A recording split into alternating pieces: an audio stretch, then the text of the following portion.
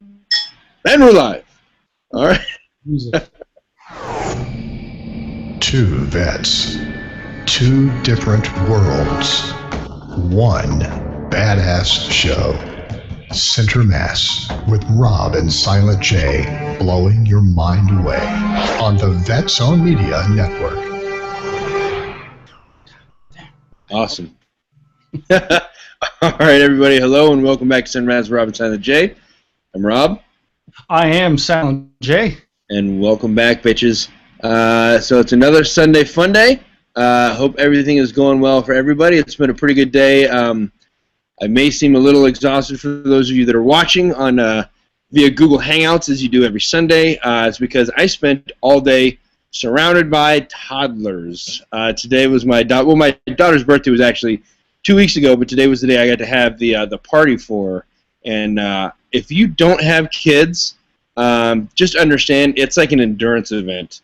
It's an amazing, fun, great endurance event, but little kids have the energy of like a dying star. It's insane.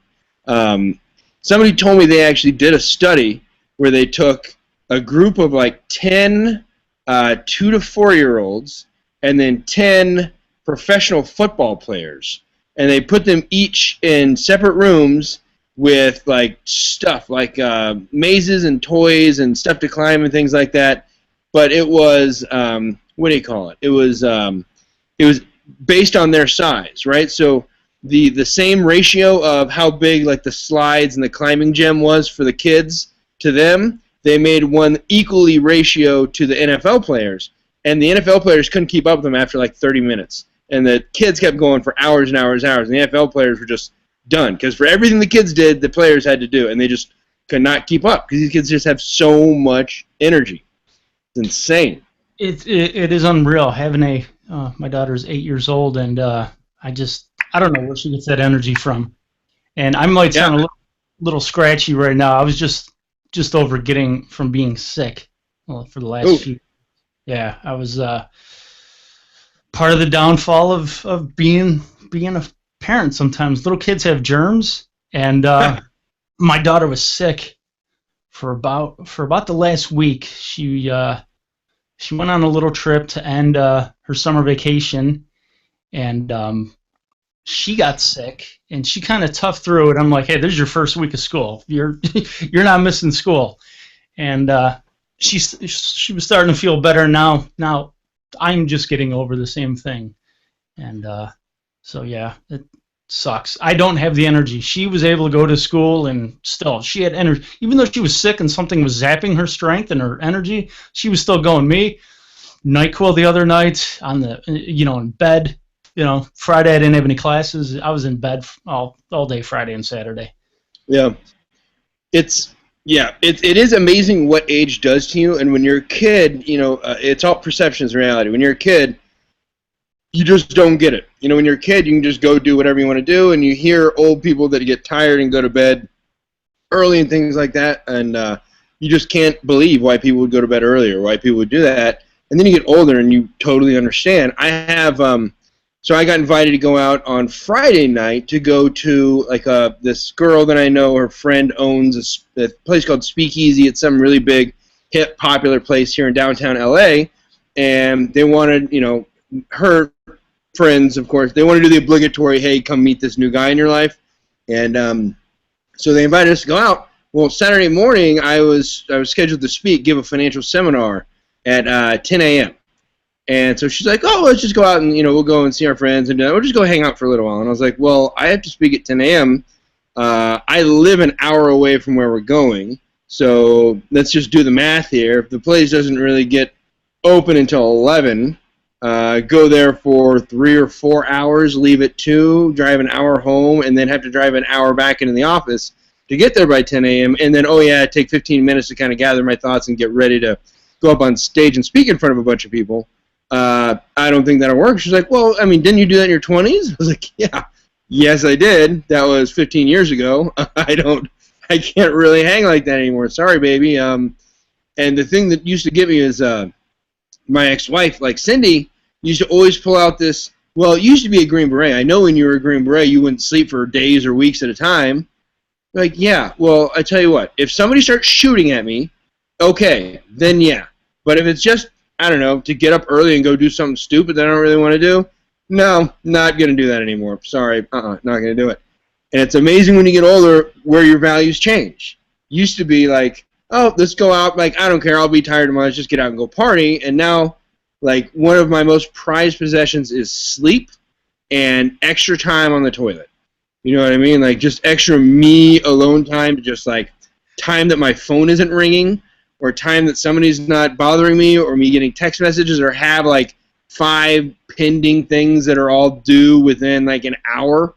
Like, that right now. That is my favorite thing. That was, like, my 20s. You know, wow, I just got a extra bonus check and I don't have anything to do on Monday morning, so we can go partying 4 nights a week now. Now it's just like, wait a minute. I have nothing to do on Saturday or on Wednesday, and I can just sleep or organize my garage. I moved into my new place almost a month ago. Still haven't moved in. Still haven't unpacked anything.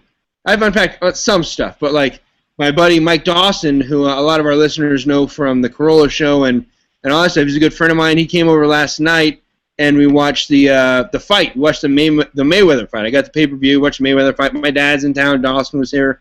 Natalie came over, and so we got to watch the fight, and Dawson walks in and he's like, dude, I was here when you moved in. Have you been here since we moved in a month ago? And I was like, yeah, but in all honesty, like, I get about 6 hours a night at home. Like, I average about 6 hours a day at home, and I can take that 6 hours to clean and organize, or I can sleep. And that's it, because it's like come home, undress, shower, rinse, shave, repeat, go to sleep, get up, out the door by 7 a.m., like go work, and just don't get home until 11 o'clock at night. And it's just like, I'm sorry, man, I would love to, and it kills me because I'm a very organized, structured person. So like clutter and mess just kill me. But it's one of those things like I'm old, so I got to kind of like weigh those benefits at the end of the day. Like, do I want to sleep 6 hours or do I want to sleep 4 hours and spend 2 hours organizing? Yeah, I'm going to sleep. It's just, I don't know. Maybe if I was in my 20s I could do it, but now, this guy needs a little rest. See, that's the thing. I don't go out anymore. Last time I went out, I moved into my new place and got settled in quick. The thing is, everything's unpacked. I don't know where anything is though, because I'm doing it. And it's like I'm in the kitchen for 2 minutes. I feel like my stepfather. Right before he passed away, he had brain cancer, and he was a teacher. He was a very smart, intelligent man, but he would get these moments, he would just stand there, and I'm like, Norm, what are you doing? I forgot. And he'd make fun of it. He goes, I'm brilliant, but I forgot what the fuck I'm doing. So, and I'm in the kitchen sometimes, and I'm looking for stuff, and I'm just like, okay, where is it? I've already opened every single cupboard. And I know it's in one of them, but I don't want to go through that whole process again, so I'm just going to stop and think about where it is, and then I just find something else to use. So, it's amazing how crazy it is that affects you. One of my best friend, Kyle, like one of my best friends, his dad had Alzheimer's. And same thing, he's like a brilliant guy, but it's insane what happens, when something starts affecting your brain. Just little things. And if you know anybody that's ever taken any kind of like drugs that do anything, like Alpha Brain is the exact opposite. Like Alpha Brain makes your brain just go into super mode. And if anybody out there wants to buy Alpha Brain Bionic, by the way, use that checkout code RPL. Boom. Nice little plug-in. But it's amazing how much just a little bit of change can just destroy anything. Just can absolutely change it. But the other thing is too, I've noticed like when you completely change your life, how weird it is mentally. Like I don't have the same day job. I'm not in the same state. Everything about my life from exactly 1 month ago to today is completely different. And I'm not sleeping well, I've noticed, because I don't like the positioning of my bed. I don't like that I have a window over there that I'm not used to the light coming into that curtain. I'm still not used to going to class, even it's only been a couple weeks, but it's just like what's going on in my life is not normal, and I like normalcy. You know what I mean? It's amazing, like, as humans, how long it takes for us to adjust to change. Little changes. And that's, like, sleep is a big one. Sleep is a big one. You change your sleeping habits, change the time that you're going to bed, change the time that you eat. Like, the place that I moved, the place where I live now, I don't want to tell everybody out there in the world where I live, but everybody knows I live in Los Angeles area. But the place that I live now, I think it feels like the sun is, like, right here. I mean, all the time, like, right here. And it's like, I'll just say, like, I used to live in Pasadena, and even when I was moving, like, it's always about 10 to 15 degrees hotter here than it is in Pasadena at any given time. And it's funny because the first weekend that I moved in here, I didn't have much set up, so I let my dad sleep in my bed and in my room, and because he helped me. It's my dad, you know, and I slept out here on the couch because those were kind of the first two things we really set up. And after the first night, he woke up, we had breakfast, and he immediately went to, like, Target and bought, like, heroin addict blackout curtains. And I was like, why is my dad wearing blackout curtains? And then he left, and I slept in there one night without the blackout curtains closed, and I woke up, and at, like, 6 a.m., the sun was, like, on my nose going, hey, how you doing? Good morning, wake up.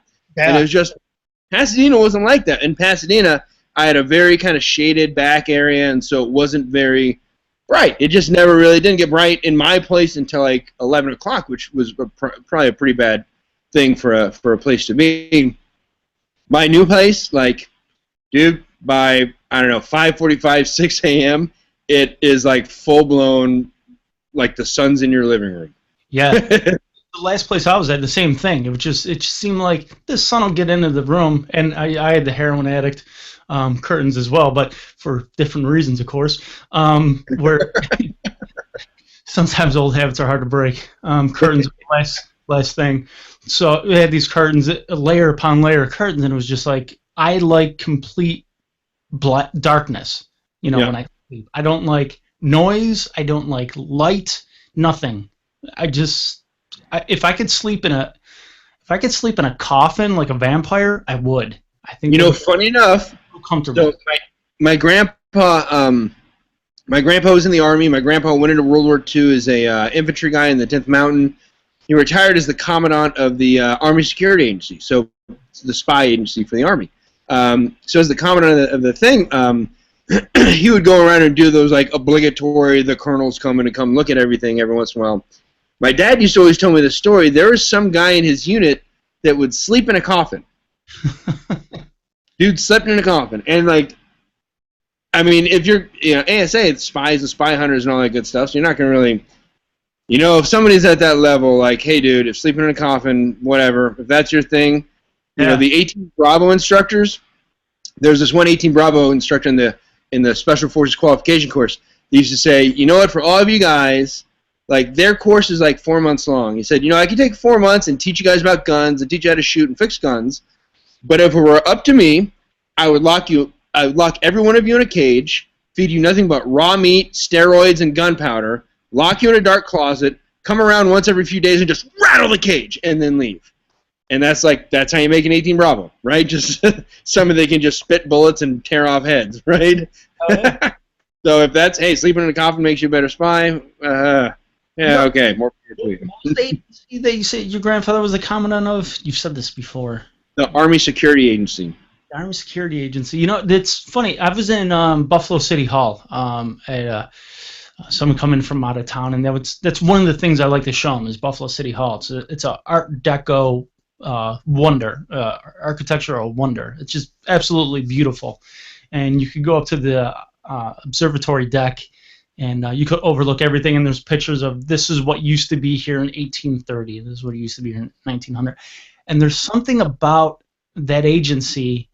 I think it's something up on the wall when you walk in. It's like famous Buffalonians, and I don't know if one of the founders of that agency is originally from Buffalo. I'm not sure. You know, I'm gonna have to go to City Hall now and look and take a picture of it, and send it to you, because I think it's like something. You know, the Army's first spy agency was founded by so and so. I think it was from Buffalo or lived in Buffalo or something to that effect. So yeah, this was okay, so was it the OSS, the Office of Strategic Services, or the Army Security Agency, the ASA? I think it was the ASA. I don't think. Okay, because those are the two big ones. So for anybody that wants a little bit of history, real quick, the OSS, the Office of Strategic Services, was like the first special operations. In World War II, what they did was they took these little teams of 3 people, and they would get these officers that were foreign-born, so French-born, German-born, Russian-born, that spoke that language naturally, right? So not like now where English is my first language, and then I go to somewhere else and I learn another language, because I still have to translate it in my head no matter how good they teach me. They only took officers that were natural-born citizens of whatever this was, World War II, Eastern Europe, right? And then they would have some other enlisted guys, and their entire thing was they would basically drop in behind enemy lines in World War II, and they would bury caches. They would, extradite people that we wanted to bring back that wanted to defect over to our side and cause chaos, right? So they were, guerrilla warfare, essentially. They were the predecessors of us. So after World War II, it was the OSS that split into the CIA. The CIA came from the OSS. That's where Wild Bill Donovan and a lot of the original guys from the OSS went over and created the CIA, and then they came over and created Special Forces. So the OSS divided into the CIA and Special Forces. That's why when you talk about what's going on in the Special Operations Theater today, the CIA and Special Forces are kind of joined at the hip because we came from the same place. The SEALs, not really. They're just, hey, go kick down door. Okay, me boom, me go. Was General Magruder, wasn't he like one of the co-founders? I've read a book about him before. I think it was John Magruder. I don't know. Maybe I'm... For what, the OSS? Yeah. I don't know. All I know, Wild Bill Donovan was amazing. And yeah, so that's why. Where I heard that name from in this book. I could be wrong. This brigade general might be the first Army cook. I'm not sure. I don't know. Sometimes my ability to. All jokes aside, I have a very good friend of mine that's an Army cook, and like he keeps bragging on Facebook. He just got appointed as some like the 4-star general of Fort Bragg's like personal cook. And I used to make fun of him. I actually met him through his wife, because I met his wife at a gym. And like when I was going through the 18 Delta course, I was like 205 pounds, like 6-pack, like fucking beefcake. If I was a woman, I would have slept with me, right? I was a sexy beast, just in like phenomenal, amazing shape, and nothing ever happened. I just met this girl, and she I started talking to her because I like talking to people, and she had a couple of kids and like was trying to walk up her baby weight, and I was like, well, you know what? I'm an 18 Delta. Like I work out 3 times a day. Like it's my whole thing. Why don't you come and I'll just start training you? So we would just meet up there every once in a while, and like I would take her through some reps and just kind of show her what really worked well and help her kind of change her diet and stuff like that. So when I was in Afghanistan the first time, when we finally made it to Fob Shank, for anybody that's read Love Me When I'm Gone, like part of the couple months into our Afghanistan deployment, I get there and I'm grabbing some food, and I see ribs. And I was like, Jesus Christ, I'm having ribs in Afghanistan. And I tried them. They were actually pretty damn good. And so being the guy that just likes to talk to everybody that I am, I was like, can I talk to the cook? Like, I've never had ribs. I never thought I'd have ribs in Afghanistan. And I never thought they'd be this good. Turns out the guy that cooked the ribs on this tiny little base that I was in eastern Afghanistan was that girl's husband. And so it was just so strange. And I actually, on that one tiny little base, I ran into so that guy that I had never met, but I knew his wife, and so we kind of got in contact there. The dude that was dating my roommate from college's ex-girlfriend, like 3 or 4 people that I had these weird Kevin Bacon 5 degrees of separation with, and strange how the world ends up. But yeah, he is an Army cook, and I make fun of him for that. But he's a goddamn great Army cook, and the best connection you can have as a Green Beret when you're downrange is a cook. Because that guy would there was the first sergeant of that little base was kind of a jerk, and so he was one of these, I know we're downrange in combat, we were the only we were the only war fighters on this base. Mm-hmm. And so he had these breakfast is between 7 and 9, and lunch is from 11 to 2, and dinner is from 6 to 8, and that's it. Period. And so we would be like, well, we do our missions between, midnight and 3 a.m., so we go to sleep during dinner, and we get back and we're pretty hungry because we've been running around with body armor killing bad guys all night. How about we change the rules a little bit? He was like, nope, no. You think you're special? I'm like, yeah, it says fucking special on my arm, dude. And then I'm also forces. Yeah, but then I'm also forces. But he just would not budge, just would not do it. He just did not understand. He just didn't understand that people at war, some people in war actually have to go to war. He just did not get that. But my buddy Rob was the cook, and so every time he would I'd be like, hey dude, I know I can't tell you this, but we're gonna be gone sometime tonight, and he would make us our own batch of stuff. And homeboy would get up and heat this stuff up for us, so we could come back and have a steak at 4 o'clock in the morning when I just got back from a mission. Because when you get back, you got about 30 minutes of adrenaline, maybe an hour of adrenaline, and then once it comes down, you are out like a light, just out like a light. And we'd pass out until 1, 2, 3, 4 p.m. And so that dude hooked me up. I still make fun of him for being a cook, but he hooked me up, man. My grandfather. Sorry, that was a tangent. No, I'm sorry. My grandfather was a cook in the Army during World War II. Yeah, And, God bless those guys, man. God bless them. He was also an ass. He was also a guard on the troop trains. You would call it the troop transporters. They would pick up these kids for basic training and send them off to wherever. If somebody jumped off a train to kind of get away, I don't want to go. My grandfather would be the one to jump off after him, club the shit out of him, and wait for the next train to go by, and then throw him on, and he'd jump back on too. So it was a gentler time. It was a kinder, gentler time. Yeah, just the fact that the Army used to have a job to, okay, if anybody jumps off the train, you're jumping off, which in its own right doesn't sound very, smart, and you're going to beat them until another train comes by, and then you're going to throw him back on, and you yourself get back on, and then, rinse, wash, repeat. Just. Did you have anybody run away from basic training when you went to basic? Yes, I did. A couple of them, a couple guys. One guy, well, actually, there was two of them in reception. Ran off, and turned out the kid was an Iranian defector, and his dad was kind of a bigwig in the military over there, and so him and I kind of competed a lot. He was like this physical beast. He could do anything once he put his mind to it, and I'm like, I don't want him to ever beat me in anything ever. So I just had the will to beat him. Sometimes it wasn't good for my own health. And stubbornness, hard-headedness. Yeah, I don't like seeing anybody in front of me ever. I hate that.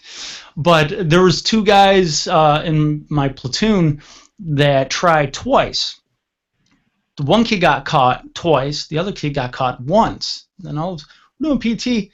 So notice, where's the other drill sergeant at? Where's he at? Where's he been? I don't know. I'm too scared to ask. Is he on a vacation? All of a sudden, he's back one day along with this kid. He actually went to this kid's hometown. I think it was in Indiana or Ohio or something like that. And actually went to his mother's house and waited for him to come home. And walked in. He sat down with his mother. Hey, I'm looking for so-and-so. Yeah, okay. Yeah, he said he was done with basic. No, I'm his drill instructor. He's not quite done yet. So... That sounds like a bail bondsman. Yeah, and this kid walked in the living room, and here's Drill Sergeant Clark just waiting. And this kid turned around and ran, and Drill Sergeant Clark ran after him and told us the story after he got back and said, okay, boys, he's your responsibility for the next 24 hours. Make sure he doesn't leave. So, yeah. We had this one guy, I remember this kid, we used to call him Powder. Remember that movie Powder? This dude looked like powder. I mean, just absolutely just freaking, as white as a sheet. And it turned out he was from somewhere in the area. I went to basic training I went to infantry basic training in Fort Benning.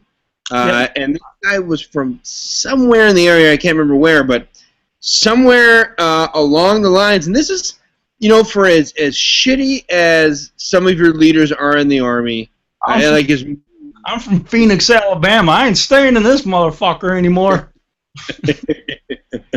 Something like that. But as mean as some of them will be, you really do, if you can kind of step back a couple steps sometimes, you see that they really do give a shit about you, which is really cool.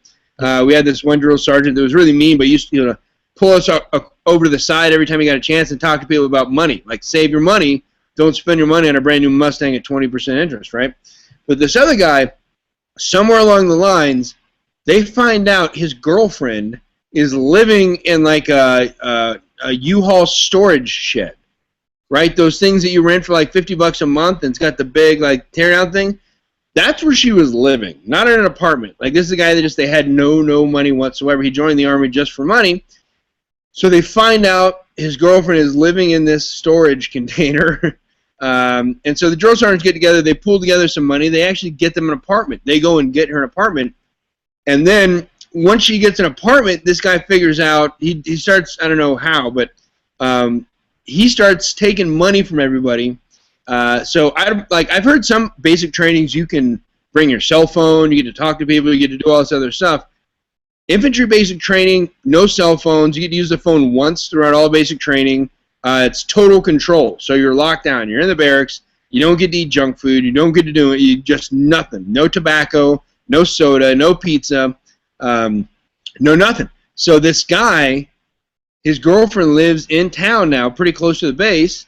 So he starts doing this thing where he would collect money from people throughout the week, and on like Friday nights or Saturday mornings or something, he would meet his girlfriend, give her cash. She would go buy like tobacco and like dip and cigarettes and whatever for the guys, junk, M&Ms, cell phone cards, whatever, and then sneak them back to her, sneak them back to him, and he would distribute it throughout the company.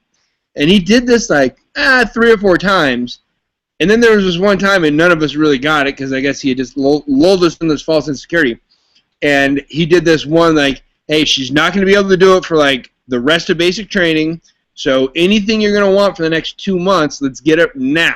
And so dudes were like, oh yeah, get me like 2 logs of dip and get me and this and this and that. And so he got a couple of grand from our company and just pieced out, just gone. He just bailed. He went to go meet his girlfriend and never came back. Yeah. They're in and just disappeared. I remember they went to go look for him, and they like paid the deposit and paid for this apartment, and they just pieced out. They were like, "Oh, I got $1,500. Let's go to Vegas, baby." That guy probably won at a slot machine too. Turned that couple grand into a couple million over time. Yeah. But it wasn't just the infantry guys. I was non-infantry at Fort Benning, and we had the same rules. No. You went to Benning? Yeah, I went to Benning. Yeah. Oh, I didn't know that. Yeah, that's where my city was. Nobody knows where Phoenix City, Alabama is. My half-brother, well, see, the only reason I say that, my half-brother went to, I can't remember what it was called, but he went somewhere else, and I can't remember what it was that he was. He actually ran away from basic training, and I was like, he emailed me, like, a week after he ran away. I was like, what the fuck is wrong with you, dude? Like, what? Anyway. But, like, his basic training, they had cell phones. They were allowed to do whatever they want. They had, like, I think 2 weeks of, like, the hard basic training, and then after that, they were just like, yeah, do whatever you want. Go eat junk food at night. Go do whatever it is that you want to do. And the MOS portion was pretty simple for them. We couldn't do that. Well, I also went before 9/11. I went 2000, so it was, I don't know. They didn't need the numbers as bad then, so they could kind of treat us like shit still. I remember just never touching cake. They always made those big sheets of cake and just look at it, and you're going to get belted, or you're going to run laps, in your boots. But yeah, we didn't get any of that, and cell phones weren't prominent yet. I didn't even own my first cell phone until like maybe a year and a half into the Army. It's like 2002 maybe when I owned my first cell phone. I didn't think they were going to catch on. I said we didn't have. Yeah, good choice. You got in the right boat on that one. Thank God you didn't invest in any like Apple stock or Samsung stock.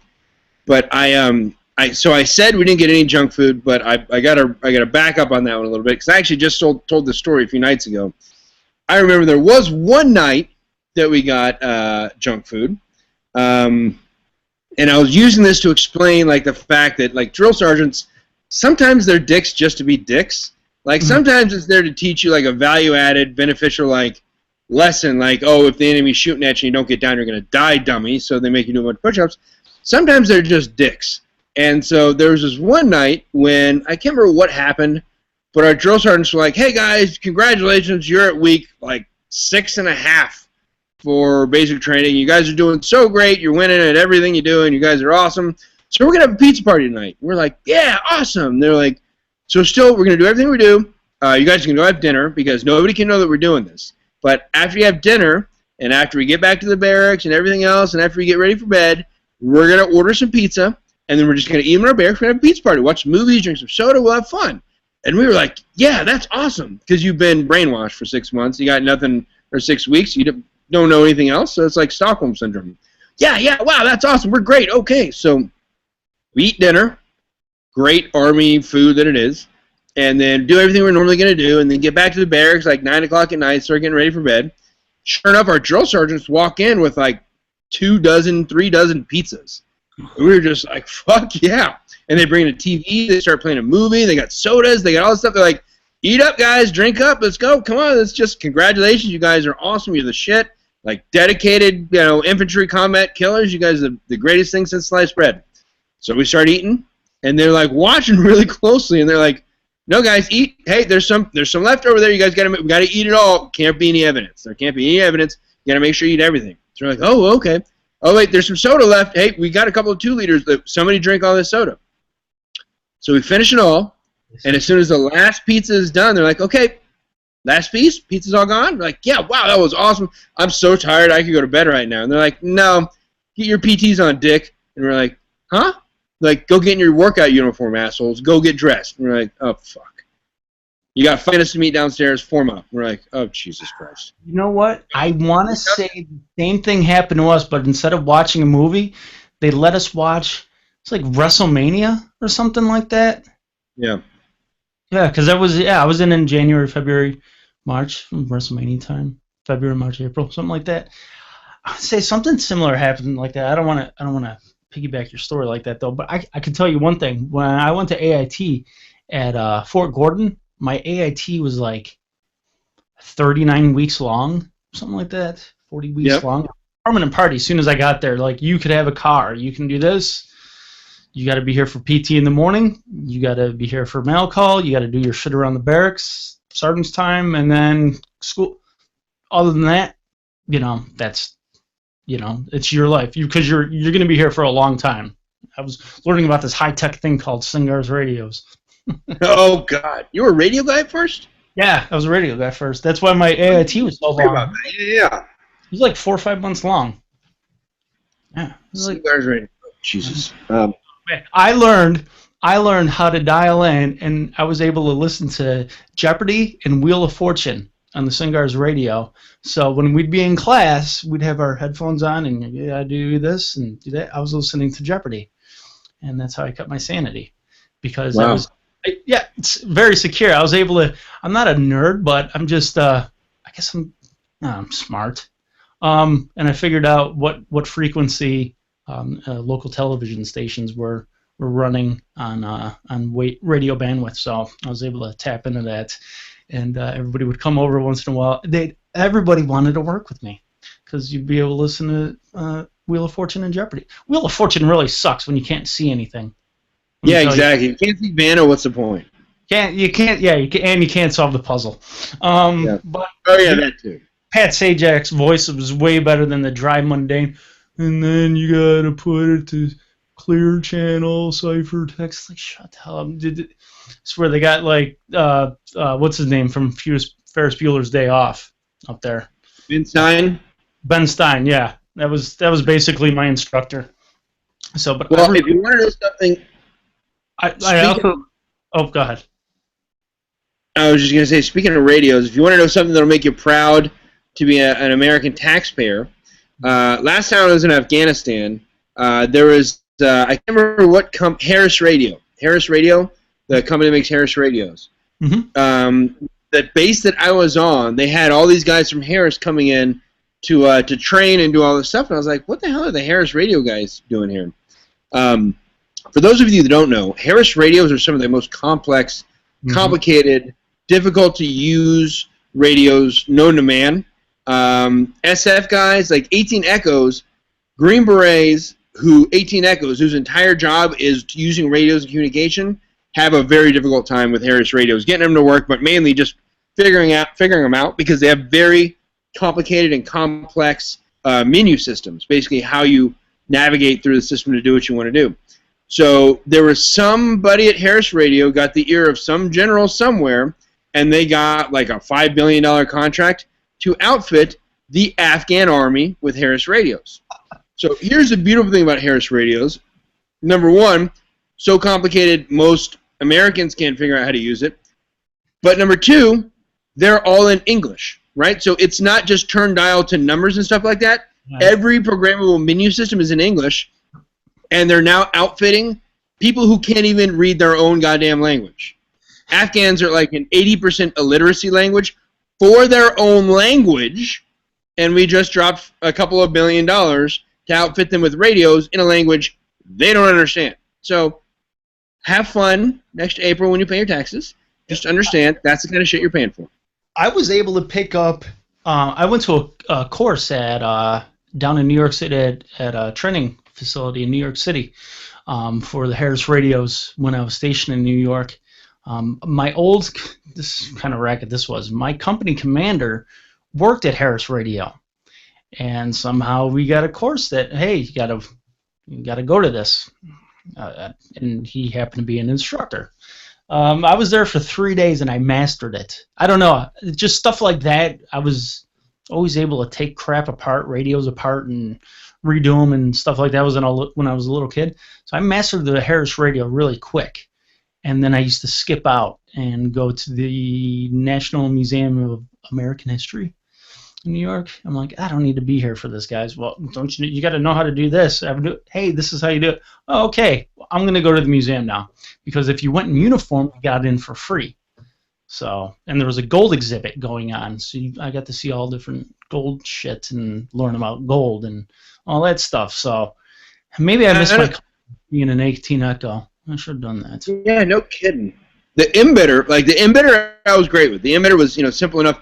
The emitter was actually, when I did my E5 to E6, that was my test, was program an emitter, give an IV, and something else stupid. And it was like, oh, headspace and timing on a 50 count.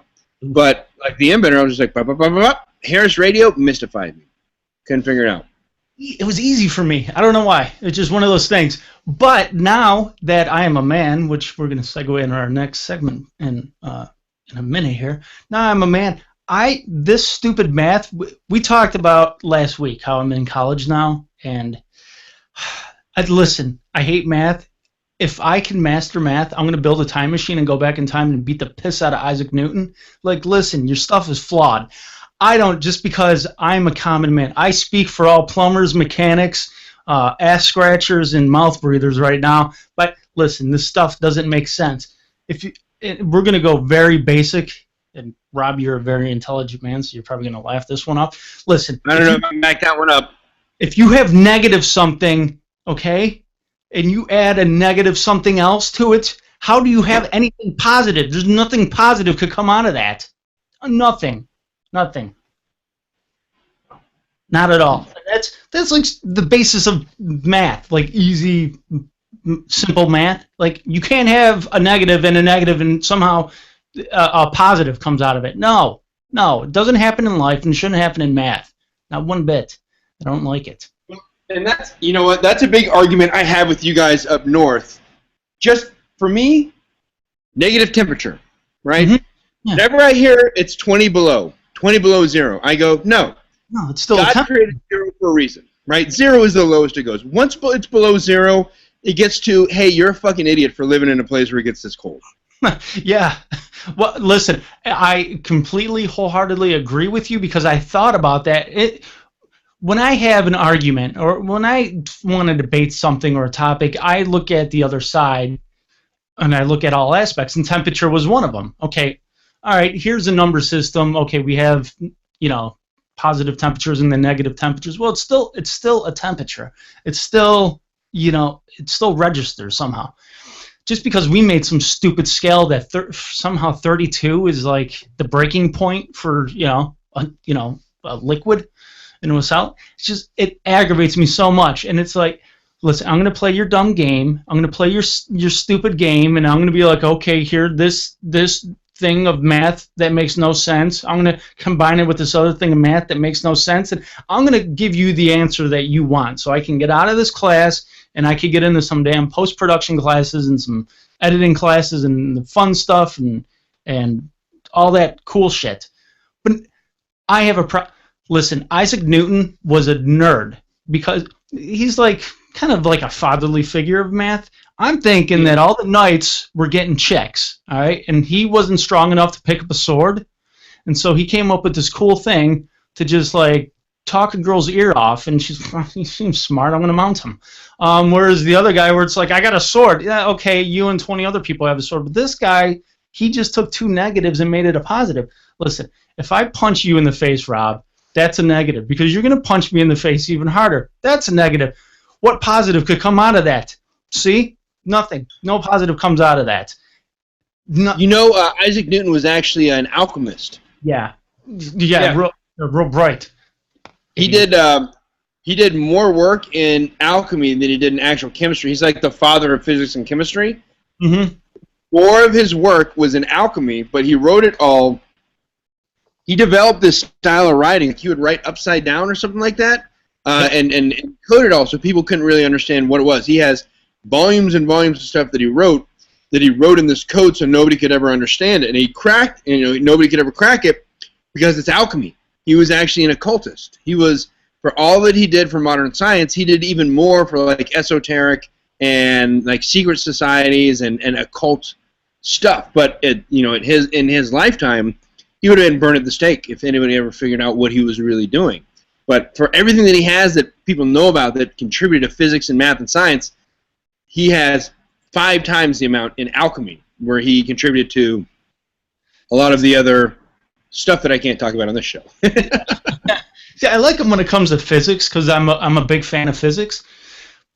But still, this Matt, all this, and the teacher's like, everything's based on this. Well, then it's all based on a lie. Because if I tell my daughter, listen, look, see, there's one apple right here, okay?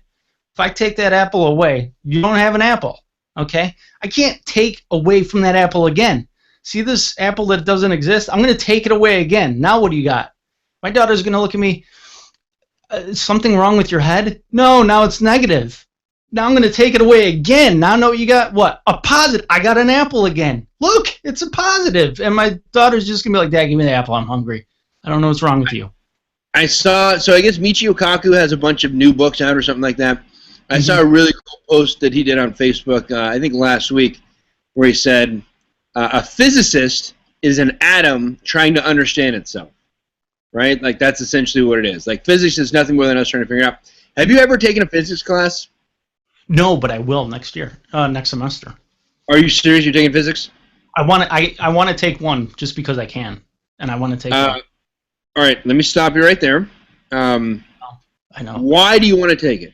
Because I figure if I'm going to school on everybody else's dime, thanks, G.I. Bill, and Pell Grants, see, I took 2 negatives and made it a positive. But I figure if I'm going to go to school, school's about learning, right? And there's a subject that I want to learn more about. Why not do that? And I'm looking at it because I have to take either physics or sociology or a couple other ones, and I looked at the list and I'm like, those are all dumb. I don't want anything to do with any of those. Physics, I have an interest in it. You know what? I'll take a stab at it. All right, so I'm just going to tell you right now. I like physics. You think, wow, Michio Kaku, like the secret of the universe and how this stuff works. Physics is pretty cool because when you hear about like quantum physics and all these things, that's really like trying to figure out how the fabric of the universe is constructed. It's not all like theoretical because the physicists we watch, like Stephen Hawking and Michio Kaku, are just talking about these really cool kind of out there stuff. Yeah. The physics that you and I have to take is like one problem takes 5 pages of math to figure out one problem. I had to take, so when I did pre-med, when I was taking physics, I was like all jazzed up. I was like, awesome, physics, yeah, because I was so psyched to do it.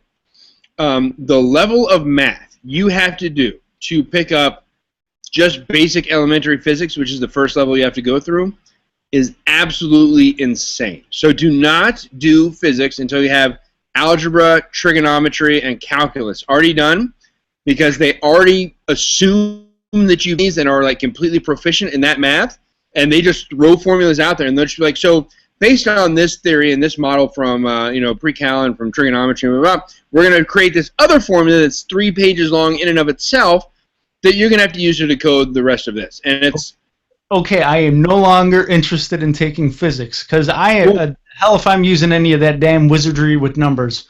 Is there like a theoretical physics class that I can take of just sitting down? Maybe it's well, and that's the shitty thing about physics is to get to that level, you have to. So like special forces, people used to call us like they used to call us sci-fi guys. They would think that we had some like magic or like special stuff they trained us. In reality, we're just the masters of the basics, right? We do the basics over and over and over and over and over and over and over. And then once you become a master of the basics, then you start becoming unconventional because you're a master of the basics. If something goes wrong when you're kind of getting out there on the periphery, you fall back on the basics, right? And so you're a master of the basics. The same thing is in physics. You have to become a master of the basics of physics before you can start really going out there and philosophizing about, what goes on with quarks and things like that. And it really is. It's an awful lot. I mean, fuck. If you've never done trigonometry and pre-cal and calculus, not try physics. Maybe I'll just. Sorry to be your buzzkill tonight, man, but it will eat you alive. Yeah. No. See, maybe I'll just take a lot of history, because I know I can sit down. Anything you could bring in a history class, I'm like, I could take it there. I'll expand my interest in that area. The thing is, if you want to do it, but make sure you follow the defined path. So you're in math right now. Make sure you do algebra. After algebra, do pre-cal. After pre-cal, do calculus, and then do trigonometry, and then go into physics. No, ain't doing it. Don't have to. I don't have to. See, I'm going for media and communications, and then I was just looking at. I actually got a pamphlet for a private university. It sounds so fun to say, but it's just really, really small and really, really expensive. That I'm probably going to get into, and then it's digital media, and the requirements don't have all that stuff in there. I don't see calculus in there, or trigonometry, or any of that stuff. Nope. So, no, sorry. Maybe what I'll do is, when I graduate, I can just go to school just on my own. Like, I'm going to pay out money, and I'm going to go take a physics class, and I don't need this for anything, Maybe it's a different kind of physics. I was taking pre-med physics, so it was very math-heavy. Yeah, maybe I'll just go to some lectures. How about that? Next time, Michikaku or what's his name? The dude with the deep voice, Neil deGrasse Tyson is around. I'll just go and listen to them. Stephen Hawkins, I've heard a lot when I played with a Speak and Spell when I was younger. Jesus. So he's a jerk. Well, maybe that works too. Speaking of the VA and the Pell Grant, I tell you what, I had something going on, so I got a scholarship from Colorado State University where I do my MBA. I got a scholarship, which is pretty cool. They just were like, hey, you won the scholarship, and so it was supposed to be applied like a month ago, and I was like, maybe it's just taking a little bit longer. I actually called them on Friday. I was like, hey, I won this scholarship, but I just hadn't shown up. I know I accepted it like a little over a month ago. What's going on? There's something else I was supposed to do. I wrote this paper. I had to send in a bunch of pictures and do all this stuff. And so I finally called on Friday. I was like, what in the world's going on here? This is the same problem I had at UCLA. The same exact problem. The person in the Veteran Affairs office at Colorado State forgot to tell Colorado State that the post 9/11 GI Bill had paid for 90% of my classes. So when I got my scholarship, it went directly to my classes, even though it had already been paid, because the woman in the Veterans Affairs office just forgot to go like, hey, we've already paid for it, which is insane, because it was a letter. It was literally like an email she had to send saying, hey, this stuff's already been paid, and it was paid like a month and a half ago. See, and that's I'm looking at stuff with scholarships and stuff like that, and I know there's a lot of things you can and can't do, and with money with scholarships and the GI Bill, I'm like, man, I would love to get some scholarships maybe, but I know somebody's gonna mess it up, and then I hear something like that, it's like I don't want a scholarship. I'll just stay poor and I'll keep getting grants in healthcare one day. But crazy. That's what happened with me at UCLA when I was going to pre-med. Like, I don't know if I've ever told the horror story of my post 9/11 GI Bill before on this show, but have I? Yeah. Okay, then I have. Then So don't worry about my horrors of it. So we were just going back and forth. The next thing you know, we were both crying on each other's vaginas about how bad the VA treated us. And then there's some guy listening right now who's done even worse, and now he's crying, and it becomes a tearful mess when we talk about that. That sounds about right. So as we're talking about crying on each other's vaginas, how about we go to the topic of the night, being a man? Yeah. And I want to say one thing. Listen, if I had an error, if I turned something that was supposed to be singular and I turned it plural for an answer, can I go to my professor and say, I demand I get this grade? Because right now, out of all my assignments, I haven't had many. Everything I've gotten so far is 100. I want to keep it that way as long as possible. And the answer for a question, well, the answer was, I'm Bud's Persons. It's like it's a staff member whose job it is to oversee media employees' ethical behavior. I'm taking mass media, and topic is ethics in media right now. And I'm typing. Okay, I'm like, all right, here's the answer. And I looked back down. I'm like, I've never seen this word before. I'm going to look back down and make sure I get the spelling right because I'm a horrible speller. And I see the big one, the big word. I'm like, oh, okay, my stupid eyes can see that. And I put an S in there, and I got it wrong because I made it plural and not singular. So can I go tomorrow in class and be like, hey, listen, I want 100. So, cut it out. Was that the only one you missed? Yeah, it was the only one. The beauty of college, one of my favorite things about college is you can argue everything. Mm-hmm. So I'd like to say college is where I became an asshole because I began to argue everything. Anything under the sun. Because it really is. Like, that could be.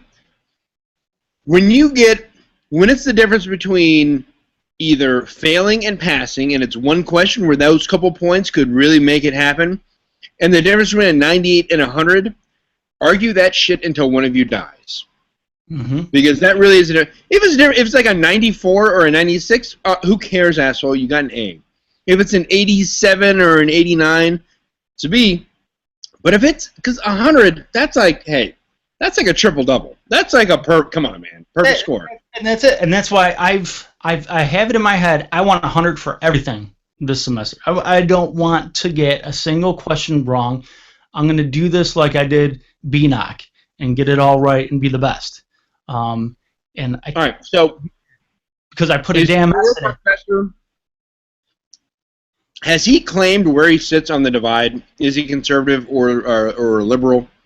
For this class, I would say she's liberal by not knowing her, but just the chapter that I started reading, the first topic was Glenn Beck and not being ethical. So I'm like, okay, we're just going to play this game. And so I would say she's liberal from not knowing her just because she was a news reporter.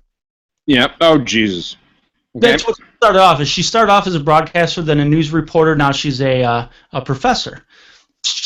Very enthusiastic in the classroom. She's making this interesting. I can't say anything bad about her, but I don't know. It depends.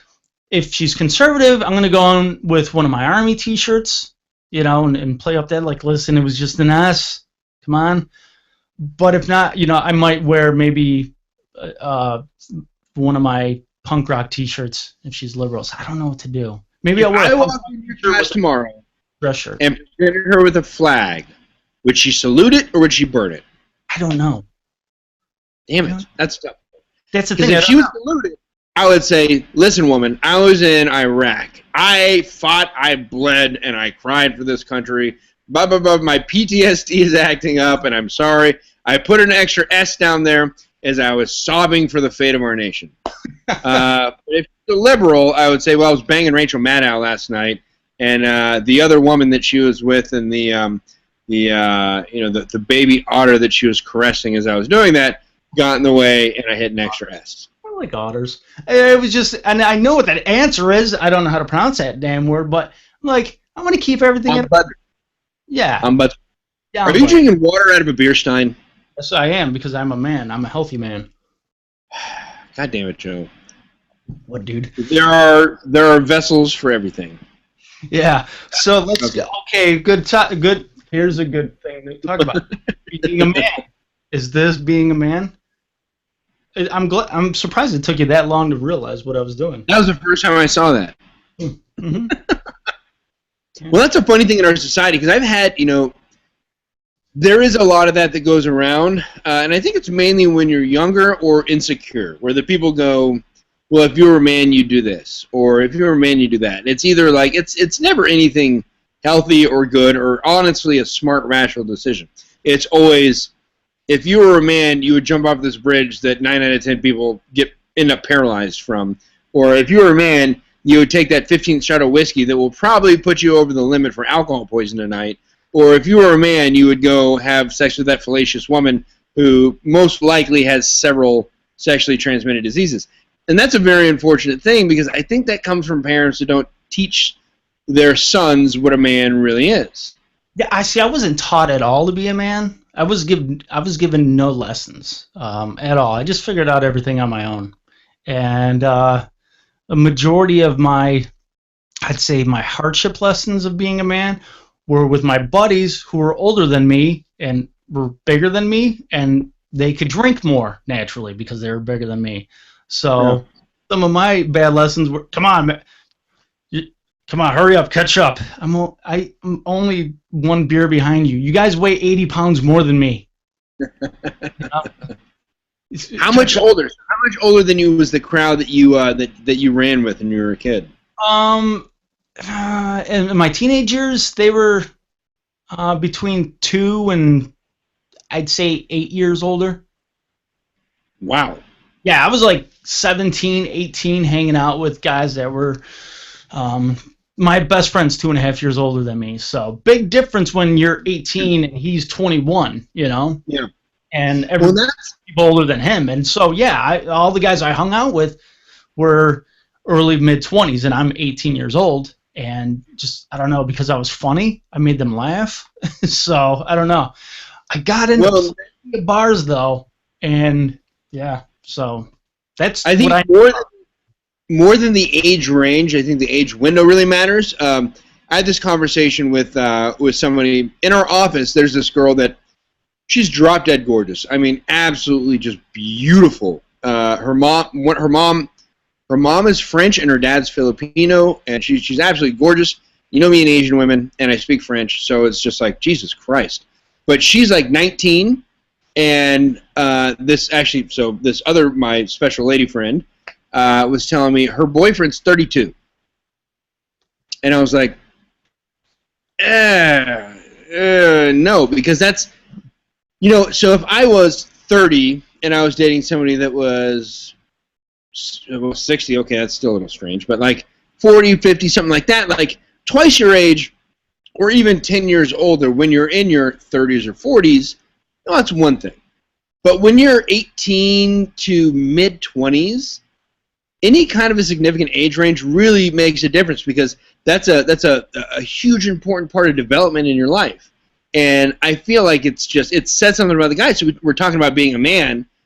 Honestly, like, and I'm sorry anybody out there listening, but if like you're a 30-year-old man dating a woman that's younger than 25, you're taking advantage of her. Like, honestly. And this is being said from a guy that has a daughter who's like, I just celebrated her birthday today. Like, you're kind of taking advantage of her, because if she's a little bit over that, she has an understanding of the world, she has stuff like that, but 18 and 32. I understand she's gorgeous. She probably has, and she looks a little older. She handles herself a little better. She has an older sister, and she has her mom, who is a very attractive woman too. But that just blew my mind when I found, because she doesn't bring her boyfriend around the office because he'd probably get his ass kicked. Yeah. Because it's not the age difference, it's that age window that makes all the difference. I know exactly what you mean.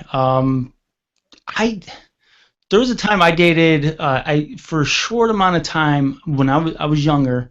I dated somebody a good amount older than me, and I realized really fast that you're just doing this for fun. I'm nothing to you. I'm just whatever. I'm just fun. But I see where the stigma definitely came from, because she didn't ever want me to hang around any of her friends, and she never wanted to hang around my friends. You know, it was just one of those weird things. But I was a dumb young old boy, young man. So I was like, oh, cool, whatever. But yeah, with being a dad, my daughter's 8. In 10 years, if she dates somebody that's in my age range now, I would knock his fucking teeth out. Oh, I could tell you what I would do with that 30-06 that I'm gonna buy. I'm sorry. I'm my girl, but that's mid-20s and mid-30s. I think that's okay. I think if it was any younger, I just wouldn't do it. You know, I just think 25 is that. There's something about that, because seriously, between 18 and 24, you really are just like, fine. There's a great thing I heard in I think it's South Park that says there's a time and a place for everything, and that time and place is college, right? So like, it is that age range between 18 and 24 that you're just like, I am not going to hold anything you do right now against you. Like, go figure out what it's all about. Like, hey, like, you should have some fun. Yeah. Serious. Just go do it. Like, right now is the time in your life you're allowed to do it. You get done with this, you're going to have to grow up really quick. Like, you graduate college, do an internship, get a job, and then shit gets real, right? You're going to have kids, you're going to have a wife or a husband. Shit gets real. So get it out of your system now, because I don't want you to have a midlife crisis. I don't want you to get into a marriage you're not going to enjoy. Like, get it out of your system. But having somebody that's already gone through that, so like a 30-something-year-old guy, with a person who's going through that experience and trying to figure their shit out. Yeah, 30. No. In your 30s and 18. I'm sorry. Listen, as much as I speak for most men, you know, a guy will see a girl that's like 18 or 19, like, oh, she's a good-looking chick. But then, you know, like 18, you know what comes across my mind? Like, if I was to check out a girl and she was 18, I would be like, 18 years old. The stupidest fucking person in the world is 18. All people that are 18 are idiots. Why? Why would you want to deal with that? Seriously. When I was 20 or 19 or 18, I didn't want to date an 18-year-old because, face it, the world really doesn't revolve around you. You know, they figured that out a long time ago. The world revolves around something else. And it's like, why would you want to date somebody that's 18 or 19? That's why you see these actors. I know you love those batch people. The actors that are like in their 50s and dating somebody that's 20. It's like, what do you get out of that? You know? Well, it shows a lot about a person. If you know you have nothing intelligent or of any kind of real value, emotional value, intelligent value to bring to the table, then yeah, go visit. If you're a 40-year-old actor that you're obviously an idiot because you got to show up and do something that, you know, present something somebody else has written for you, done line by line that somebody else gives you what you need to do, and another FX guy has to put effects on you because you blur your one sentence you got to memorize, then yeah, go with an 18-year-old because they're about at the same emotional and intelligent level as you are, because you most likely never got any education. That's why people go into acting, because they're just stupid people and worthless.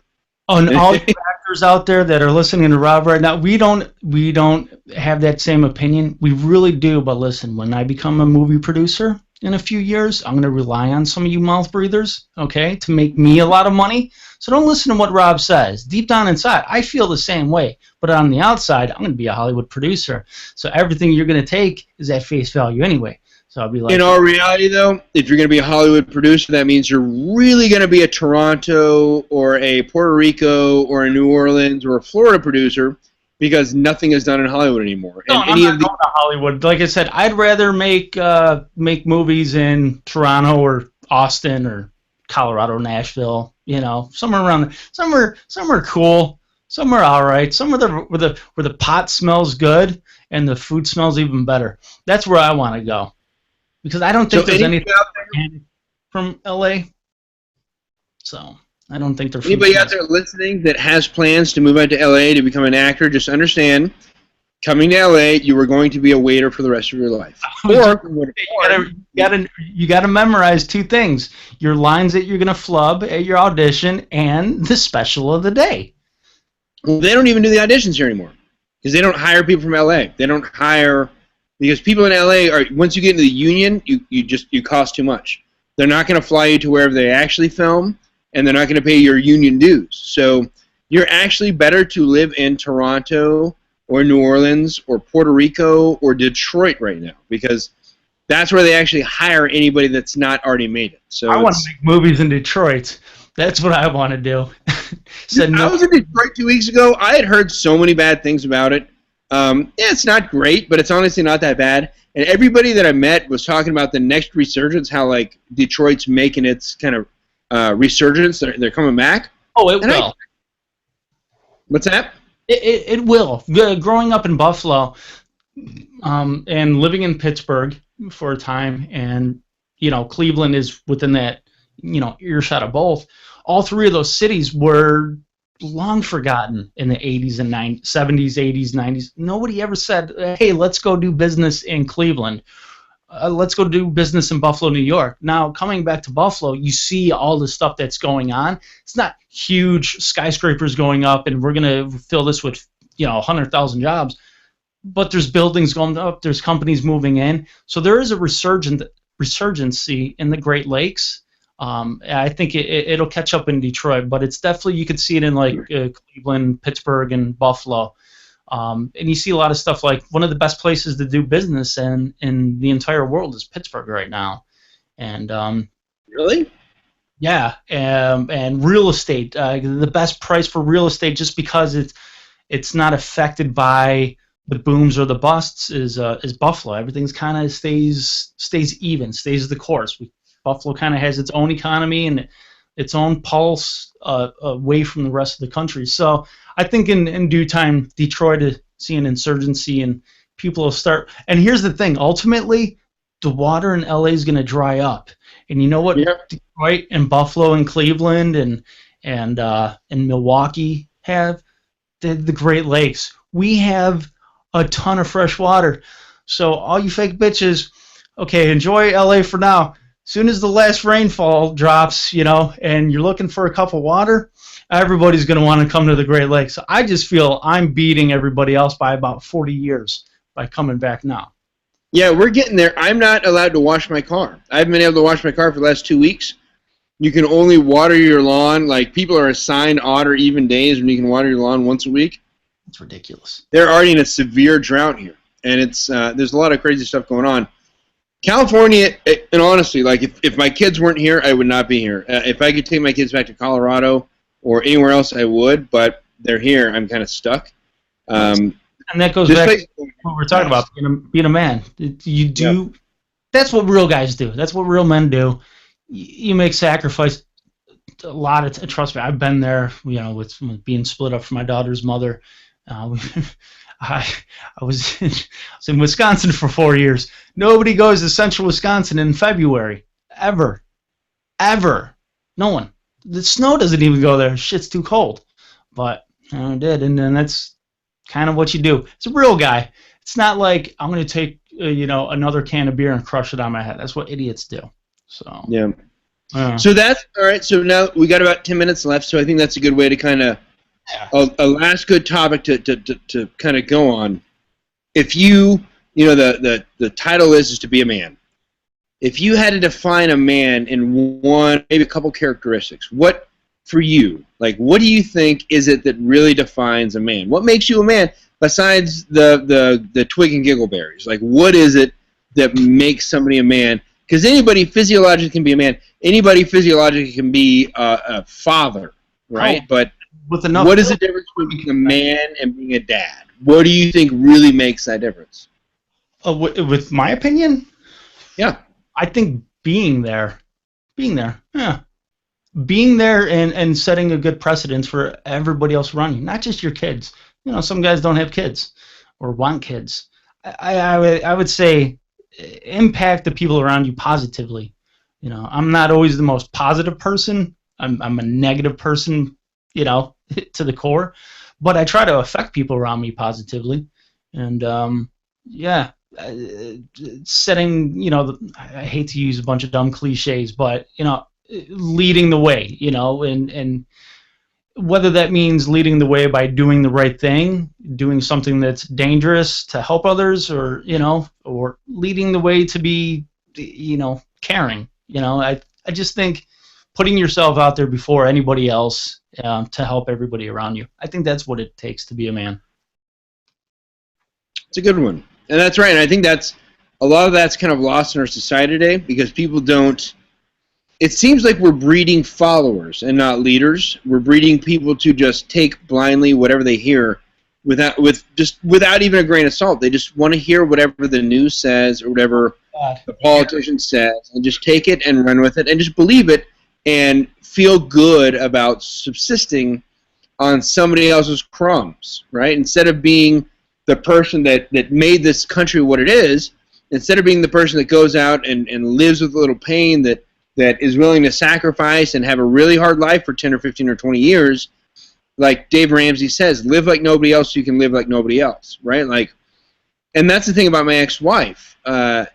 She did not understand that delayed gratification. And that's, I tell you what, I study successful people quite a bit, and that's the one common trait you find in the most successful people, all of them. It's delayed gratification. It's that understanding that if I buckle down and work my butt off right now for 10, 20 years, then in 10 or 20 years, I'm going to be leaps and bounds ahead of everybody else that's overspending right now and putting everything on credit cards and buying a house they can't afford and doing everything else.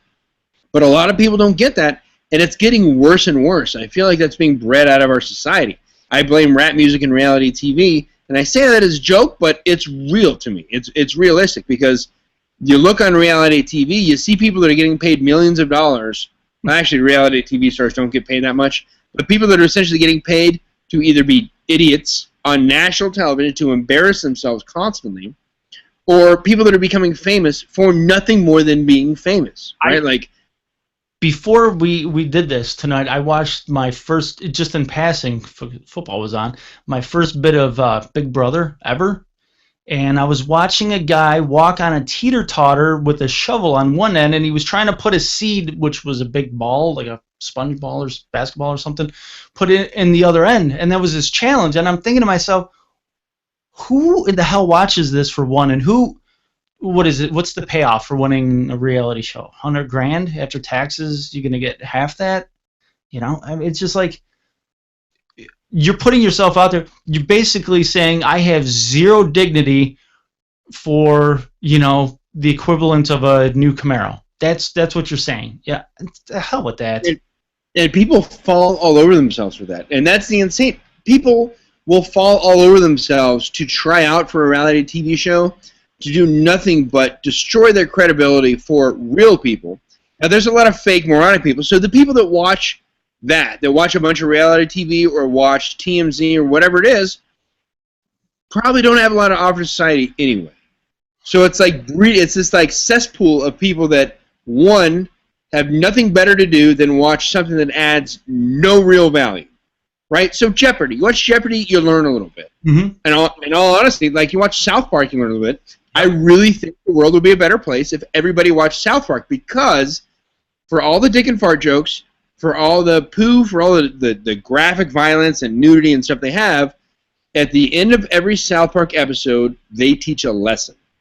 And it's a moralistic lesson. So a lot of people get high and mighty and say a lot of really bad things about South Park, but just watch that last 5 minutes of any South Park episode, and you will get more real integrity and value than you would from watching 1,000 hours of reality TV or most of what's on television.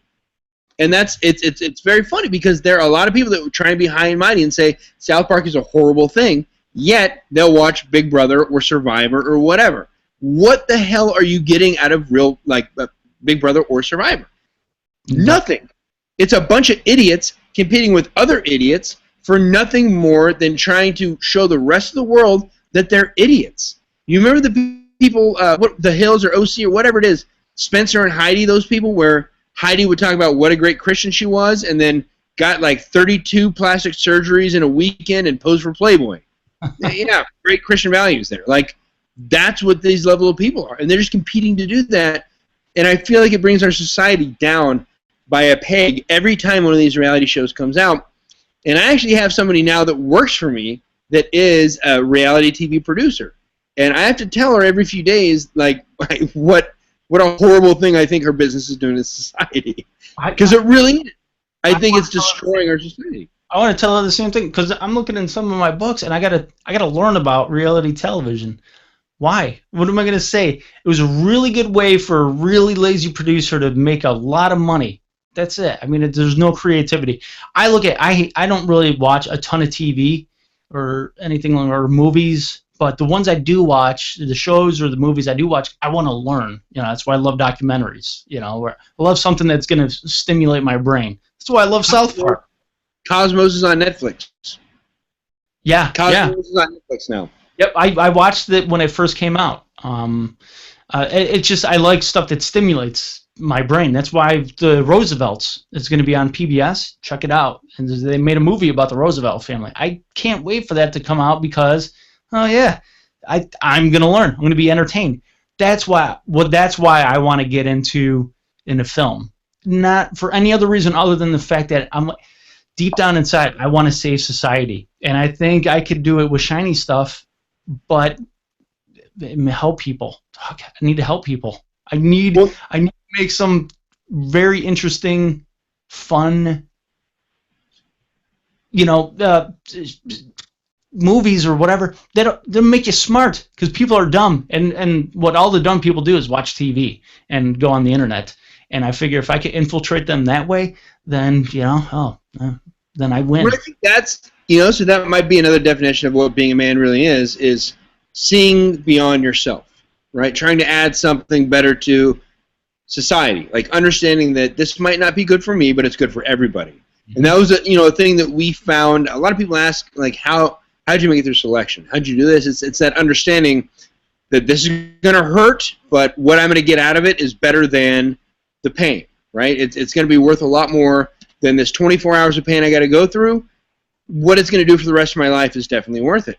And I think that's a big part about it. Being a man is understanding that yeah, this is going to suck for a little while, or I might not get a lot out of it, but my son or my daughter or my family or society or their general social structure or whatever it might be, maybe it's going to be something that I got to do for the next 5 years that's going to be very painful. I got to sacrifice and eat ramen noodles even though I'm post-college for 5 years so I can save up and make sure that my kids' college are paid for. Yep. Or that I have a retirement so I don't have to mooch off my kids when they get older or whatever it is. But I think that's a huge part about being a man that is being lost in our society is that idea of giving something up of my own to contribute to something else down the road. And I think that is gone. It's dying, man. It's going away. Well, and he said, I really give it up to you for leaving the Army to do this. I'm like, yeah, it's going to be, what did I say? I'd rather be, I forgot the quote I came up with, but it was a very good quote nonetheless. And I'm like, I'd rather suffer for the next 5 years on my GI Bill and whatever else and just study and set a good example for my daughter. Like, look, if you're not happy with what you're doing, you have the opportunity, to fix it. And I was happy in the Army for the first 10 years, the last 4 not so much.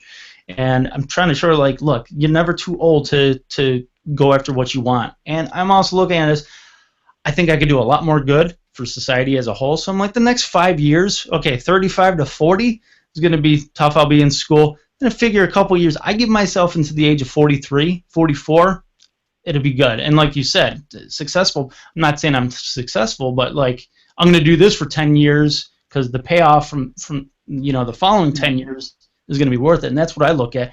I'm not even talking on a monetary level. I'm just talking about like this. It's going to be so worth it for me because I know I'm going to be a better person, and I think I'm going to be able to help people. So that's all I got to say. That's a really good understanding, and that I got in a really big argument with somebody about this over last weekend, I think, or was it this weekend? Maybe I think it was last weekend, and that's a really good point.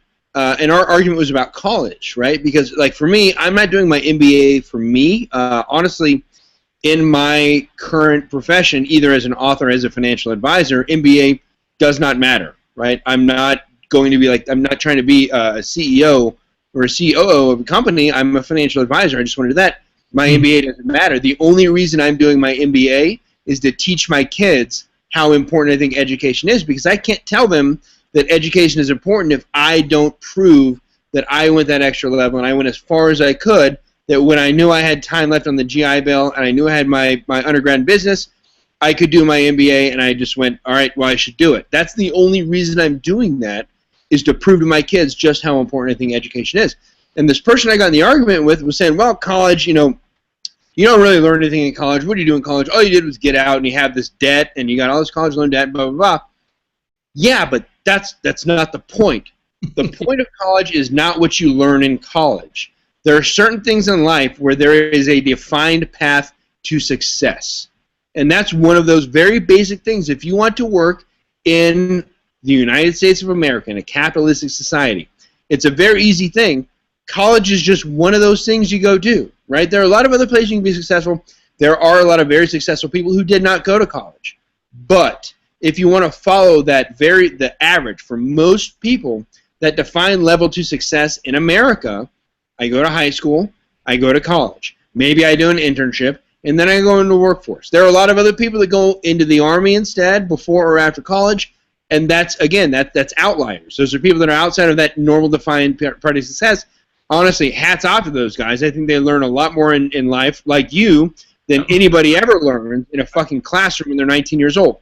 That's but the point of college, half the day, it's just been shaking my head. I feel like the rudest person in the world. I'm like, fucking idiots. Well, because we talked about that idea of maturity, and you're leaps and bounds above the rest of those people in those classroom. You've been to fucking war, right? What can those people have on you at all? But that's the thing about college. It's not about what you learn. I think a big part about it is showing employers at some point that I was the person that understood what it's going to take to get to that next level, to accomplish my success, and I do it. I really think college is nothing more than a check the block. Because honestly, and I can tell you from being in business for fucking 10, 15 years, I haven't used anything I've ever learned in my undergraduate college. Ever. Right? Yep. I have a friend that has a little thing that says, another day I didn't use fucking algebra. Right? Like, just another day. I never used anything I learned in humanities. I took a humanities class in college. When I went to Venice, I was like, oh, there's Doge's Palace. Okay, that was like, I don't know, $1,200 class that I learned one fucking thing from. Right? Algebra, I don't really use it. I have stuff that I use in finance. I got stuff that I use, whatever, but I have a calculator. So all that stuff that I did in college doesn't really matter. Right? I think the biggest part about college is just a person, an employer, whoever it is, understanding that I'm the guy that goes, I know what it's going to take for me to get to where I got to do, and I'm going to do it. And college just happens to be one of those check the blocks. And we have a lot of people in society today that are going, well, screw you, I don't need you, I'm going to go make my own, I'm going to forge my own whatever. Well, yeah, you can do that, but you know what? It's like that old adage about getting a job. You need the experience to get the job, but you need the job to get experience, right? So at some point, you got to pony up and pay the man and do whatever it's going to take for you to get to that next level. And if college is the easiest way to do it, then fucking go to college and sit in a class where you're not learning anything for a couple hours, but do it. And you know what? You will grow a little bit, because in high school, it's vomiting towards you. It's a teacher sitting at the front of the class. You're not allowed to talk back. You're not allowed to present any of your own ideas. You're just supposed to listen and be subordinate and say, yes, sir, yes, okay, I follow. I left. I see. I ain't doing this. Yeah. But that's the cool thing about college. You're allowed to be interactive, right? Like, college, you can raise your hand and go, hey, dude, you're wrong. Like, hey, dude, I know you were talking about post 9/11 insurrection. I was in fucking Iraq in 2003. You're wrong. right? That's something that you can do in college, and you are encouraged to do in college. So I think a part of it is not just that step forward and just understanding what I got to do, but learning that idea that, high school is nothing but authority barking at me. College is that idea that, like, okay, I took that step as a man or a woman that I'm going to better myself, and now it's not just authority pushing it my way, but it's me interacting and understanding that at some point I can be that authority, and maybe that's one of the things that it's meant to push, to teach you. Unless you go to a super liberal college where, again, it's just authority barking at you, you don't learn anything, you end up like Rachel Maddow looking like a lesbian on national TV and getting guys like Joe that fall in love with you. But I think, honestly, at the end of the day, I think it's more of a check the block for people to go, yeah, I understand some things in life, I have to do things I might not want to do. I'm going to do it, and I'm going to make something of myself.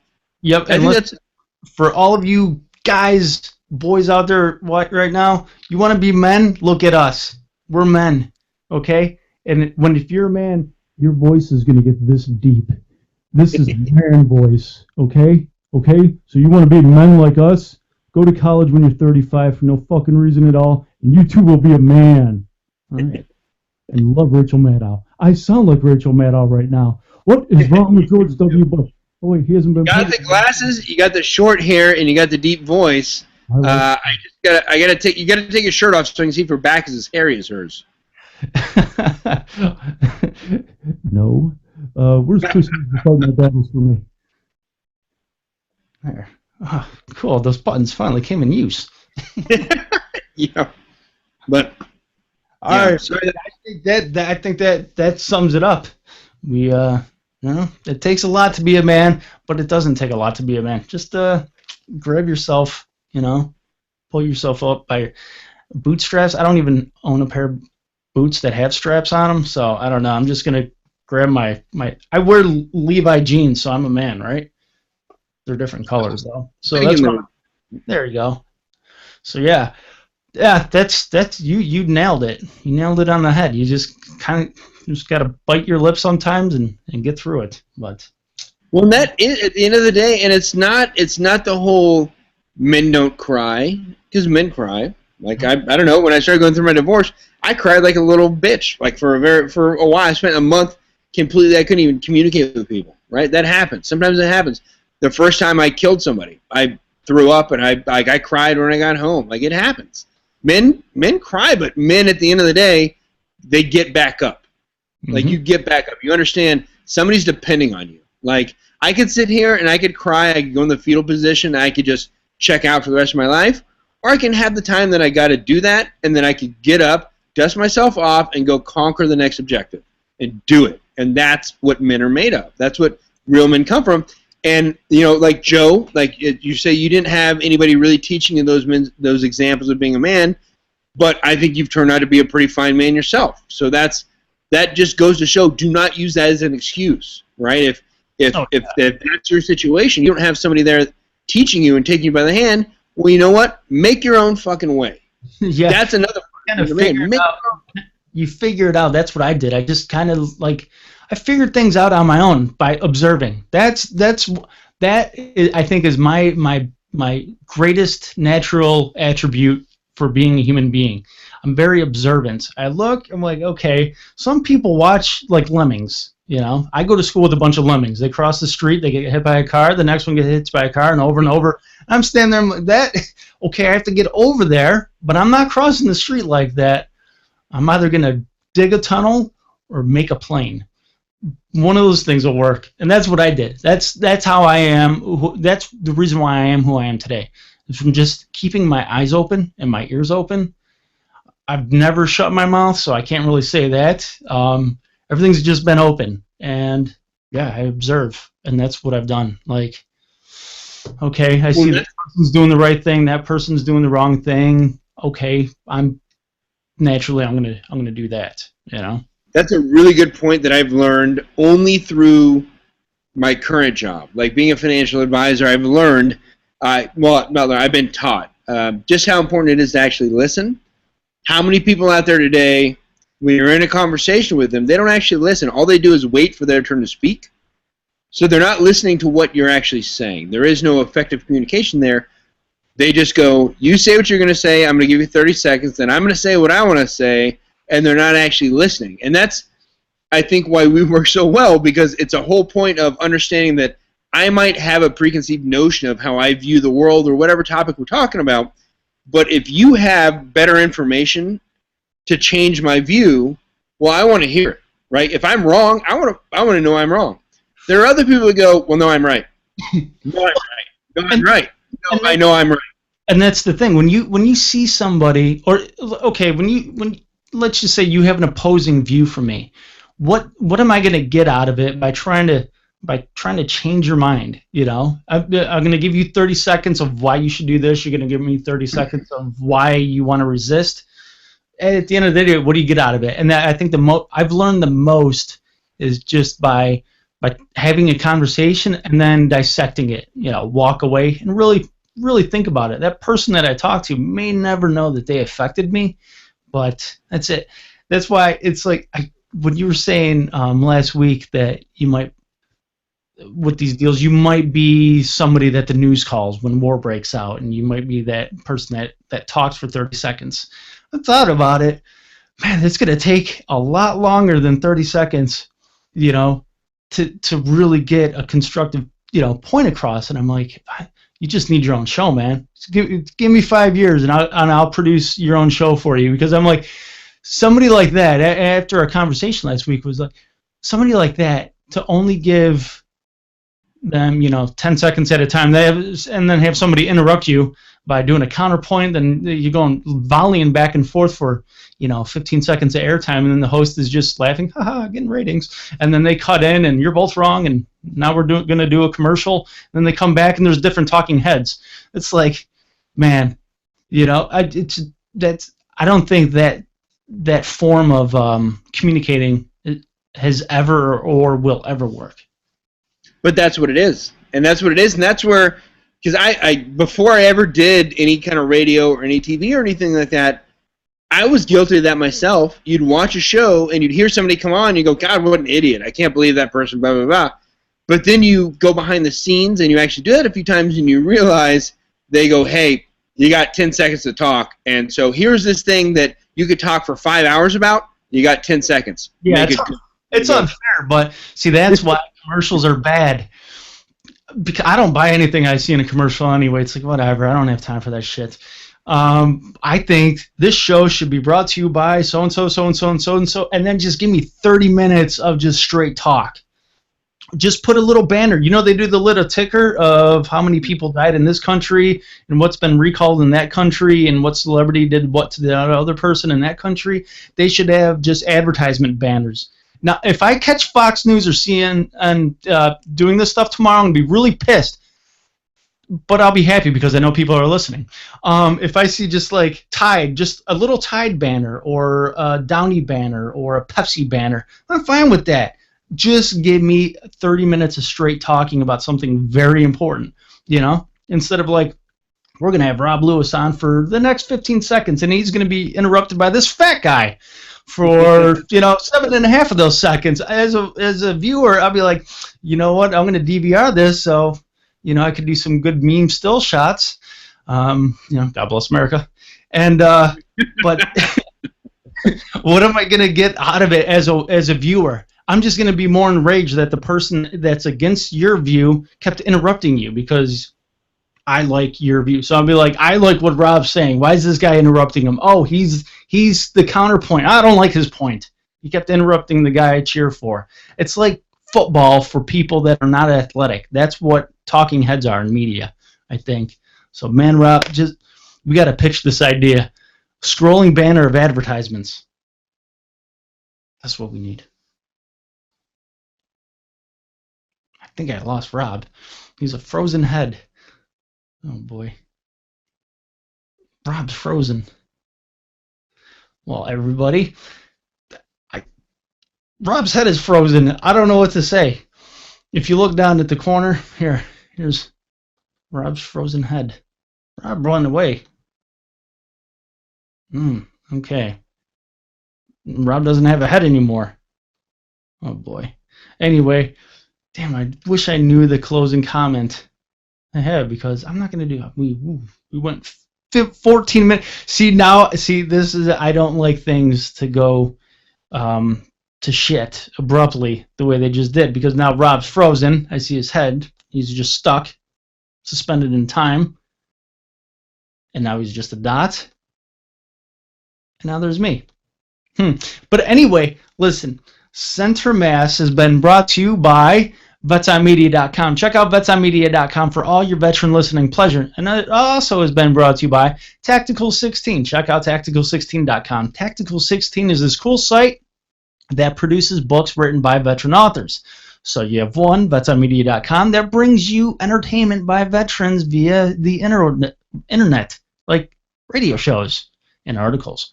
And then Tactical16.com brings you entertainment from veterans in the form of books. And then you have IronMikeMag.com, brought to you by another veteran. What Iron Mike Mag is, it's a men's magazine, but it's online, okay? So you don't have to flip the page. So we saved you all that work from flipping pages.